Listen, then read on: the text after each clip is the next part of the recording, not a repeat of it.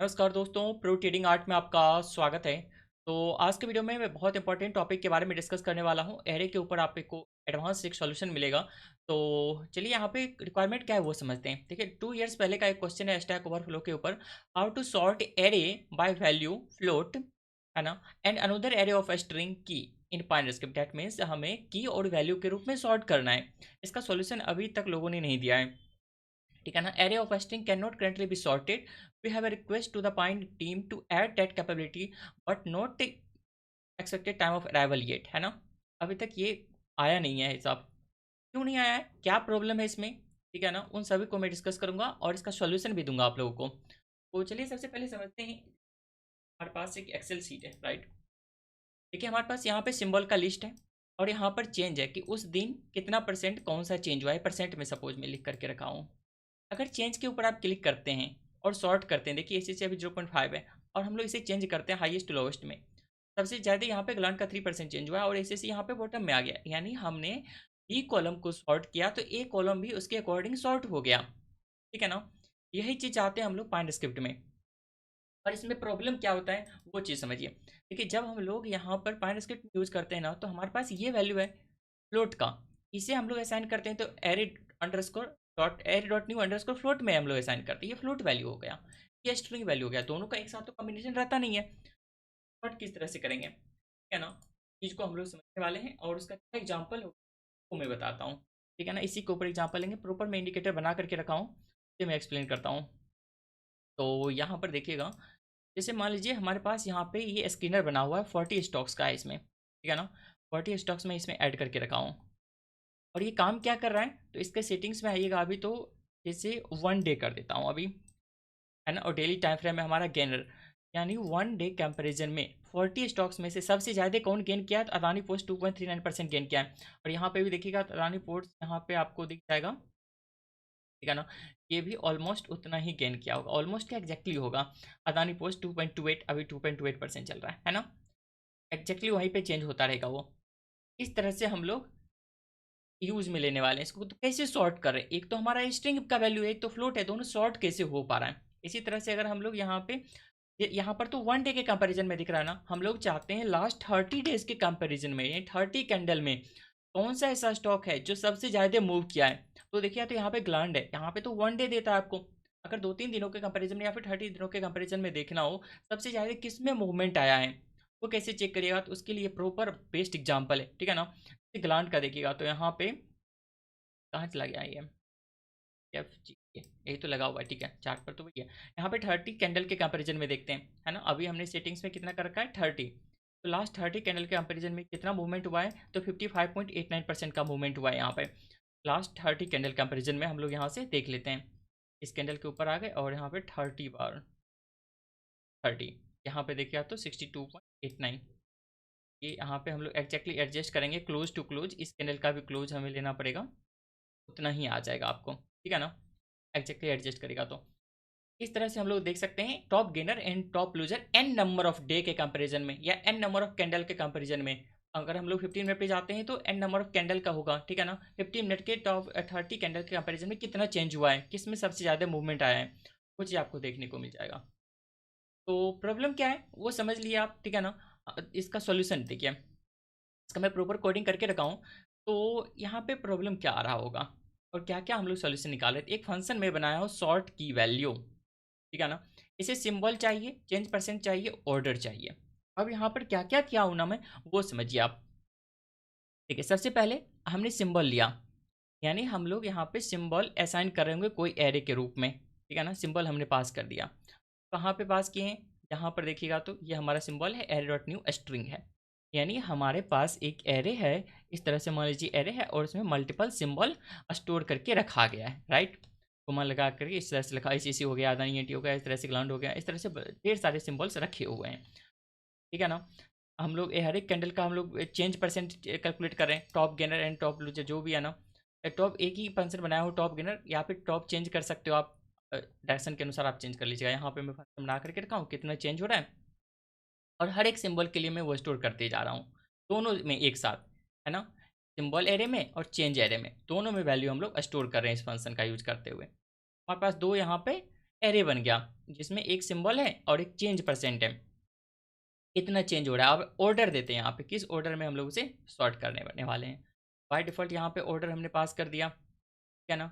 जो हम लोग यहाँ से ऊपर में ले रहे हैं यूजर से इनपुट, टॉप गेनर से अगर ये आता है तो असेंडिंग हो जाएगा, है ना। और यहाँ पे डिसेंडिंग हो जाएगा।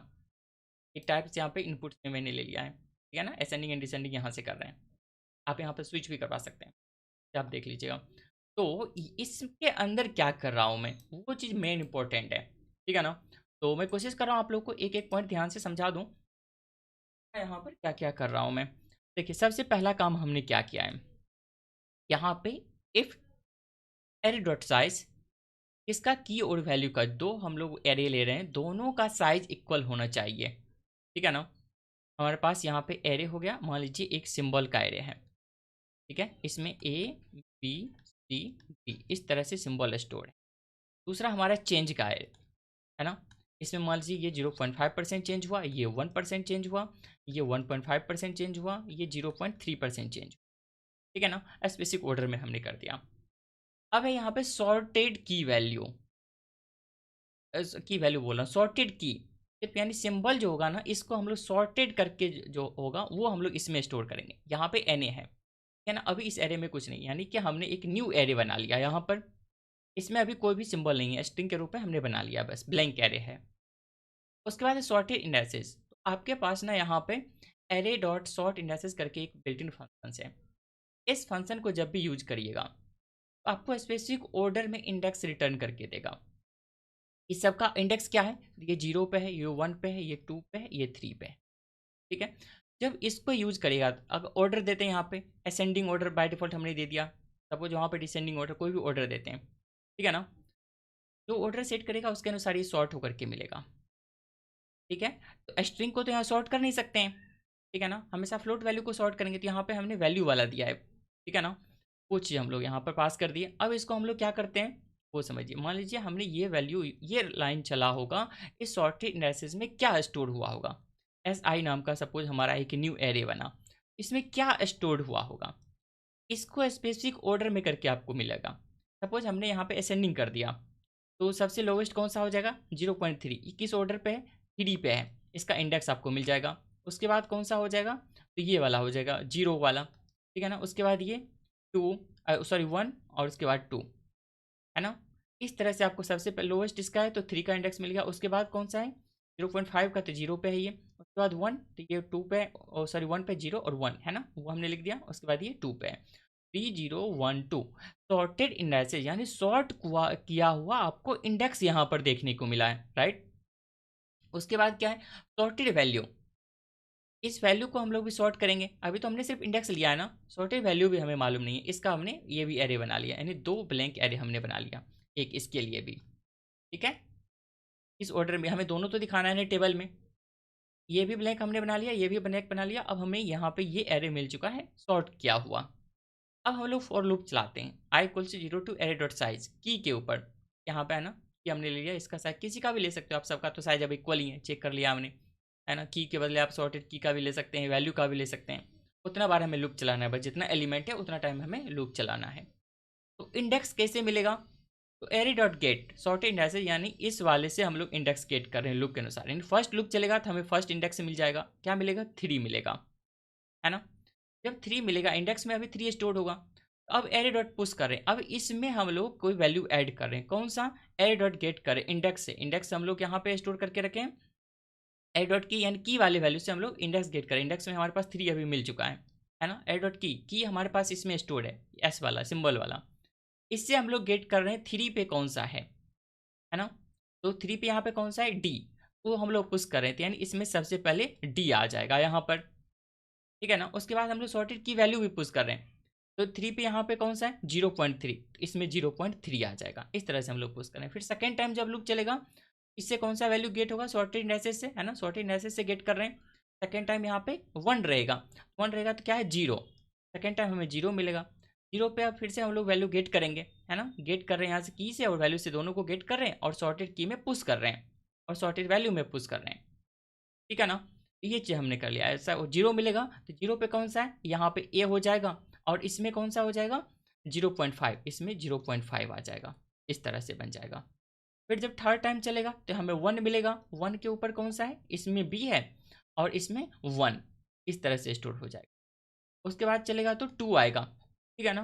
2 में कौन सा है यहाँ पे, तो यहाँ पे सी है और यहाँ पे सी में यहाँ पे कौन सा है, और 2 में 1.5, इस तरह से आपको ऑर्डर होकर के 2 एरे मिल जाएगा।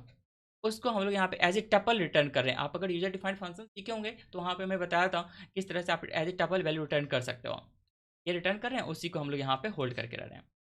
अब आपके पास यहाँ पे 2 एरे तो है, इसे इजिली आप टेबल में प्लॉट कर सकते हैं, ठीक है ना। आई होप आपको ये चीज़ क्लियरली समझ में आ गया होगा कि यहाँ पे हम लोग क्या करने की कोशिश कर रहे हैं। ये सिंपल है, थोड़ा सा लॉजिकल है, ठीक है ना। बस इसको आप ध्यान से समझिएगा। वीडियो को फिर से अगर समझ में नहीं आया तो फिर से रिपीट मोड में देखिए, निश्चित रूप से आपको समझ में आ जाएगा। और इस तरह का चीज़ आप अगर कंप्लीट एडवांस चीज़ आप कंप्लीट डिटेल्स में सीख चाहते हैं तो आप पाइन स्क्रिप्ट का कोर्स ज्वाइन कर सकते हैं। ऑलरेडी लाइव क्लास में यहाँ पे चलते रहता है, जो मेंबर्स ओनली के लिए है, ठीक है ना। यहाँ पे देखिए तो यहाँ पे फॉर टोटल 13 क्लासेज हो चुके हैं। 1 आवर का क्लासेज रहता है, ठीक है ना। 1 आवर से कभी कभी ज़्यादा भी हो सकता है, वो लास्ट टॉपिक के ऊपर डिपेंड करेगा या फिर कम भी हो सकता है। जो टॉपिक हम लोग कंप्लीट करते रहेंगे, कंप्लीट वहाँ पे ऐसा नहीं कि बीच में ही ड्रॉप कर दें। जब तक वो क्लास में सेशन कंप्लीट तब तक हम लोग क्लास समाप्त नहीं करते हैं। तो आप इन चीज़ों के लिए हमारा बैच यहाँ पे ज्वाइन कर सकते हैं, ठीक है ना। यहाँ पे ज्वाइन पे आइएगा तो पाइन स्क्रिप्ट इन हिंदी, यहाँ से आप ज्वाइन कर लीजिएगा। ये वाला 1999 का यहाँ पे मंथली है, ठीक है ना। आप इजीली ज्वाइन करके लाइव क्लास अटेंड कर सकते हैं, जो 10:30 टू 11:30 PM में क्लास चलता है, मंडे टू फ्राइडे, ठीक है ना। तो और इसके रिगार्डिंग आपके पास कोई भी डाउट है तो आप कमेंट करिएगा, मैं निश्चित रूप से और एक्सप्लेन कर दूँ। तो थैंक्स फॉर वॉचिंग। वीडियो अच्छा लगा है तो लाइक करके रखिए और चैनल को सब्सक्राइब करके रखिए।